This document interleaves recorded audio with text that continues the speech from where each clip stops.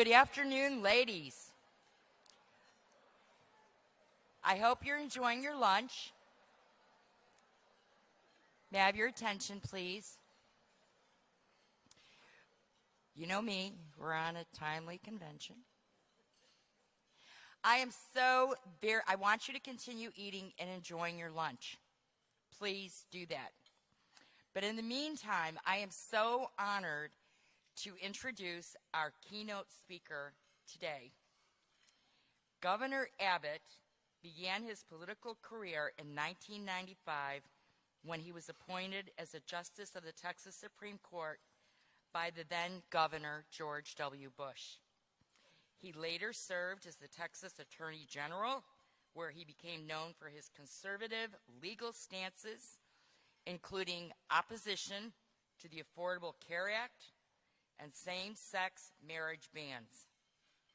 He was elected governor of Texas in 2014 and since then re-elected every election after that.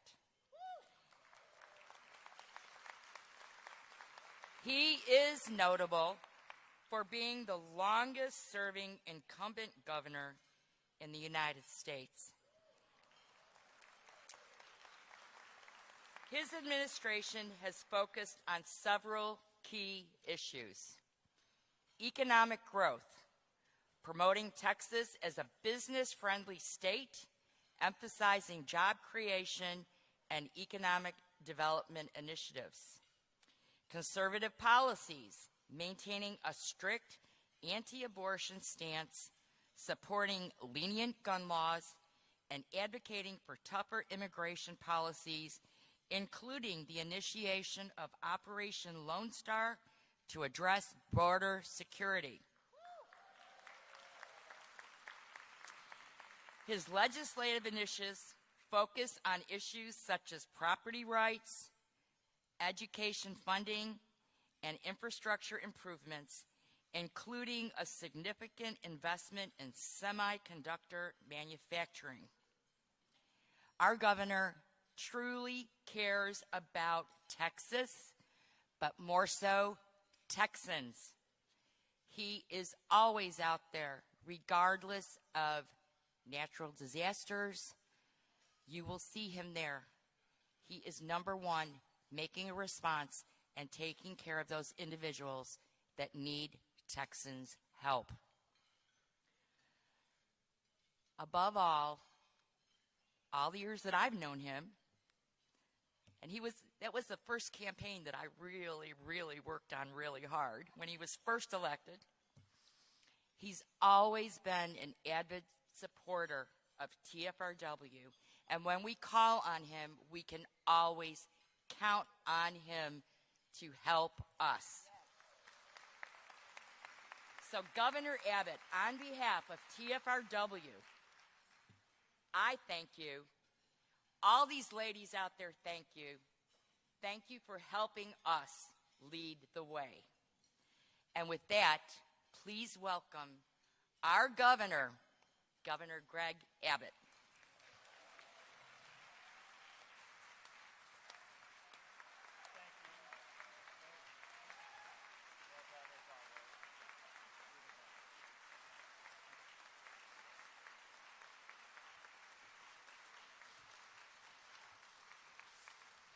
Thank you all so very much, and Zana, thank you very much for your leadership and for your friendship and for your tireless work.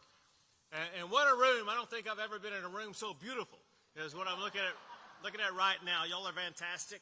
I had a great visit with Patty, and Patty, thank you for your hard work that you put into this awards luncheon.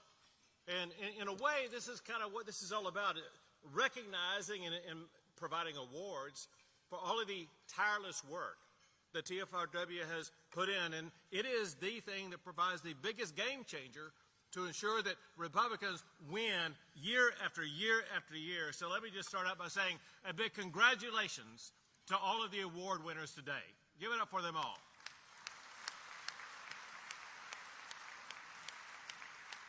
Also, congratulations on 70 years of political transformation that TFRW has delivered in the great state of Texas.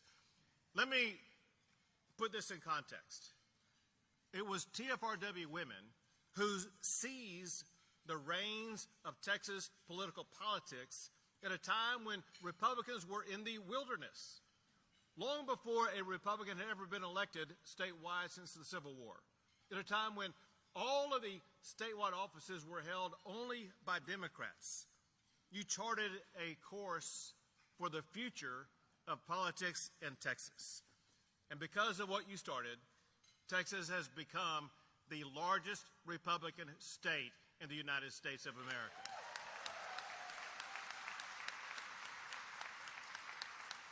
Because of your tireless efforts, no Democrat has been elected statewide in Texas in more than 25 years.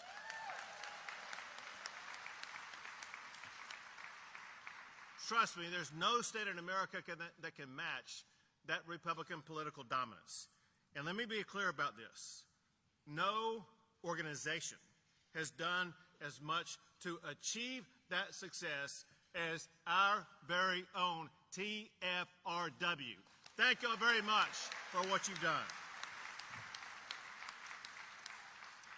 Because of your work, you helped put the legislature and myself into positions where we can take transformative action, pass and sign laws that will safeguard you and safeguard our state. One is something that I announced that is now law that exists right here in San Antonio. One of the biggest threats we face in our society today is cybersecurity threats. We need to be in charge of making sure that we're going to be on top of that for our local communities and for our state and for our agencies, et cetera. And so we created the Texas Cyber Command located in downtown San Antonio, Texas. I needed to find the right person to run that operation. And so I did a nationwide search. And I met a man who had the superior credentials. He was the former head of Cyber Command for the United States of America. And so I said, I would like to give you a promotion and be the head of Cyber Command in the state of Texas. Another thing that we did, laws that we passed, but also a ballot initiative that we need you to vote yes on, is securing the future of our state by ensuring that we're going to have the water that we need for future population growth, our business growth, for everything that we need. And I got to tell you, there's some misunderstanding about what this ballot proposition does. First, I will tell you this. What we authorized is $20 billion to provide funding to ensure a water supply for far more than the next 25 years. Does two things. One is provides half of that to repair leaking and broken pipes. So some of you here from Houston, and you'll know well what I'm about to tell you maybe, so laughter automatically. So the city of Houston has lost more than 32 billion gallons of water in just the last 2 years because of leaking and broken water pipes. Same challenges exist elsewhere. So we need this passed, and here's where the misunderstanding comes in. Some people say, well, we shouldn't be spending that much money, and we don't want to be taxed again. This does not involve a single penny more in taxpayer money. What it does what you do at home every day, what businesses have to do every day. It prioritizes the money that we have. We're saying that water may be more important than some other agenda item because we cannot live without that water. So we want to prioritize this funding, spend on water first before we address what our other needs are. So vote yes on Proposition 4 to make sure your kids, your grandkids, and the next generation will be able to tap in to the future that you were able to inherit in the great state of Texas. Another thing I did was I signed the strongest law in America protecting Texas land from being bought by foreign adversaries.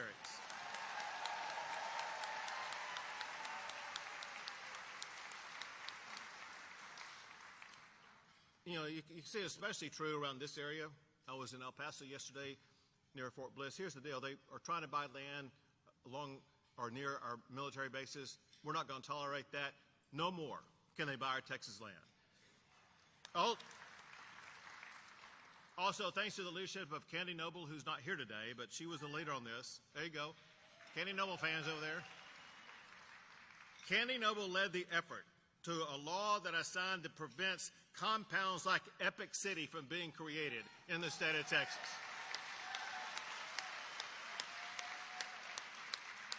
We clarify that no neighborhood, no business in Texas is governed by Sharia law.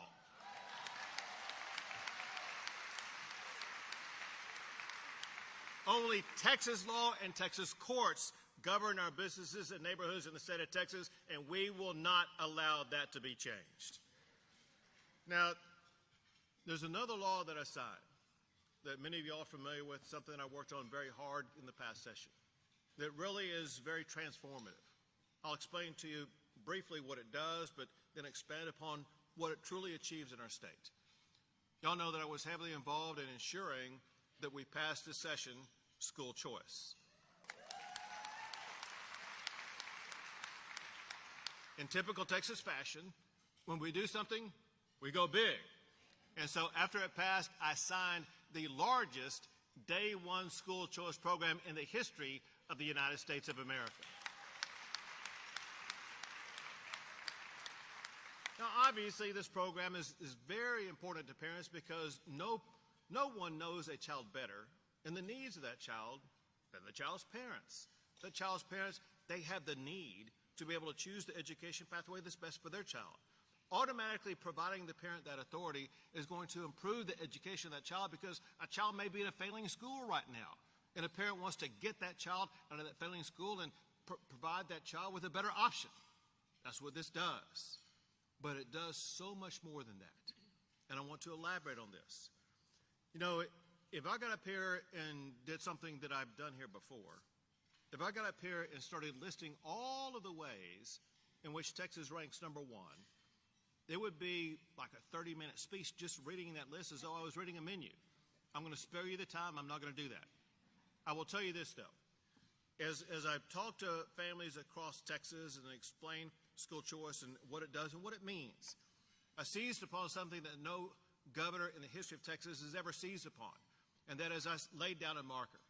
We rank number one in literally hundreds of categories. The time has come for Texas to have a new number one ranking. Texas must seek to achieve to be ranked number one in the United States for educating our children.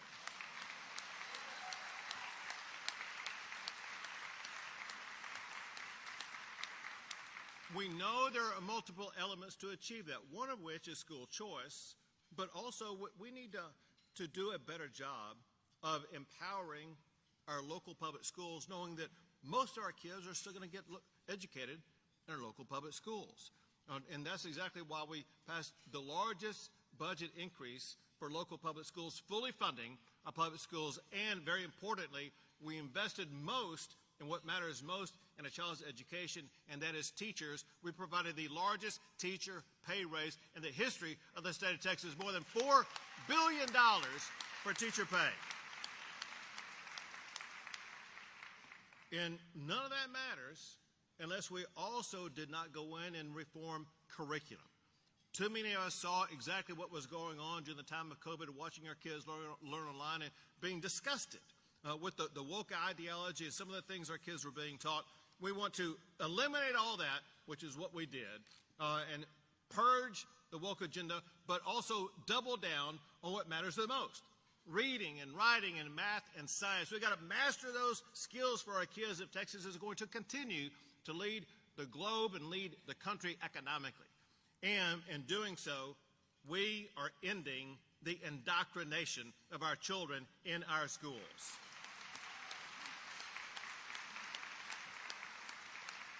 Along those lines, one of the laws that I signed this session was a law banning any aspect of DEI in public schools across the state of Texas. And that comes on the heels of the law that I signed before saying no boys and girls sports in our schools.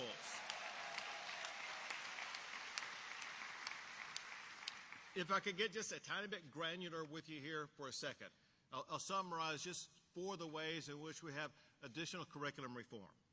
We championed parental rights, giving parents more power over their children's schools.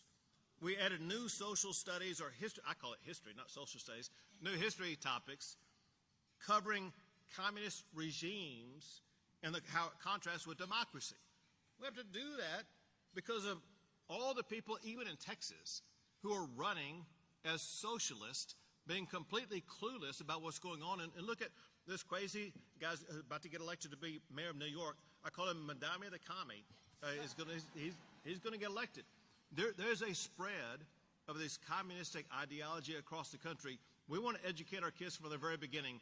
Communism is wrong. Socialism is a failure. It's capitalism that's lifted more people out of poverty than any other economic system in the history of the entire world.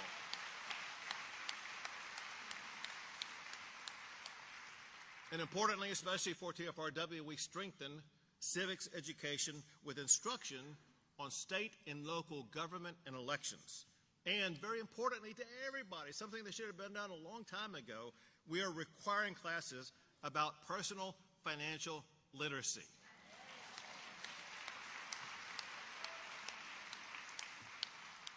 We also passed legislation on something that truly is a life or death issue. We passed, and I signed laws on it, but also it's Proposition 3 on your constitutional amendment ballot. This involves the deadly results of leftist judges not enforcing bail laws. And we had to toughen the bail laws, and we had to do it in the Constitution because the Constitution dictates what bail laws are. But to give you just one example, there's a story about a man named Austin Collette in Harris County. Austin Collette murdered somebody and actually pled guilty to that murder charge and even contest it. And after being a confessed killer, the trial court had only one thing to do, and that's to provide sentencing. Is it going to be life in prison? What's the sentence going to be? While awaiting sentencing for a confessed killer, that judge let the killer back out on the streets of Houston, and he murdered a 23-year-old girl who would be alive today before the fact that judge let that criminal out. We said, no more. We're putting our citizens above our murderers, and we're going to protect our communities by toughening the bail laws in the state of Texas.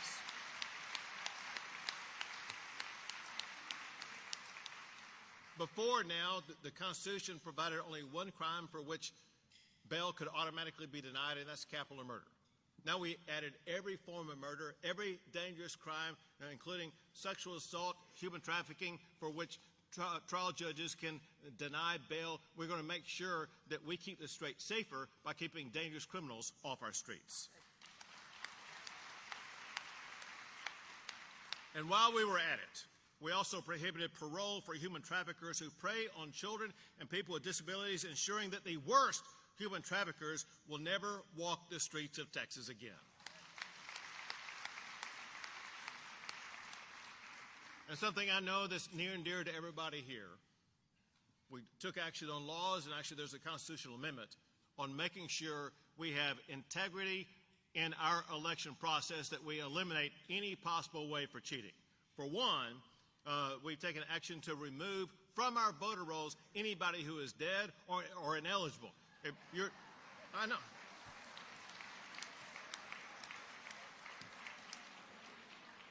I would not call that the Genius Act. No, here's the deal. That's common sense. If I could deviate here a second, I'm coming back to elections in a second. If I could deviate here just a second. Why did Trump win so prolifically this last election? Why did he win in all of these border counties that no Republican had won before? Why did he win in all of these, toss-up crossover states? The reason is because he focused on very simple, common sense concepts, such as no boys and girls sports, such as safe communities, such as securing our borders as opposed to having open border policies. This is common sense. The other thing that's common sense is something that we passed, but you need to confirm in the constitutional amendment, and that is only U.S. citizens of the United States, only citizens of the United States are eligible to vote in our elections.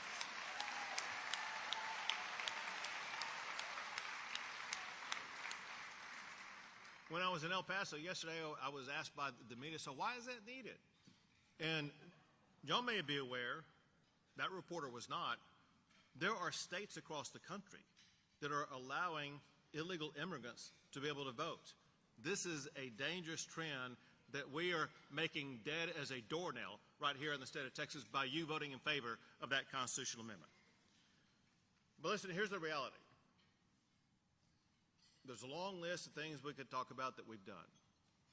But one thing we gather around today is the fact that a whole lot more needs to be done. The reality is, if we're going to continue to win elections, we must remain vigilant. There's something that seeps into every human being, every organization, every team, that is as true as nature itself.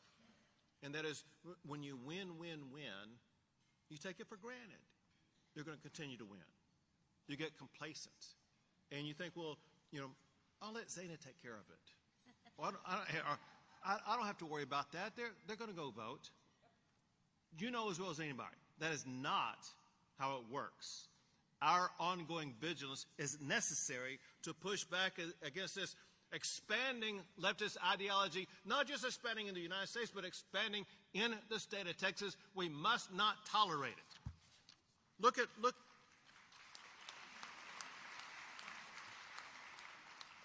at the visible assault on ICE that you see on TV every day. This is law enforcement. These are federal employees.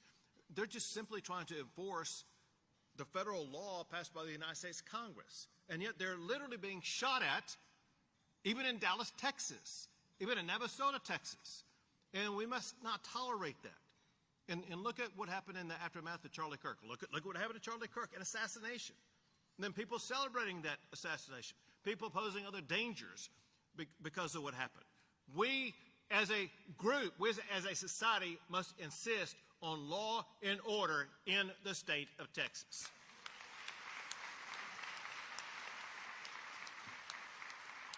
We must make it so that no illegal immigrant will ever be able to take a job, a housing, education, or health care that rightfully belongs to our fellow Texans. And we must tie the hands of these local tax collectors who try to jack up your property taxes and root out every last trace of DEI from our public schools, from government and our universities, and secure our elections, secure our borders, defend our liberties, and protect our children from the insanity of gender ideology.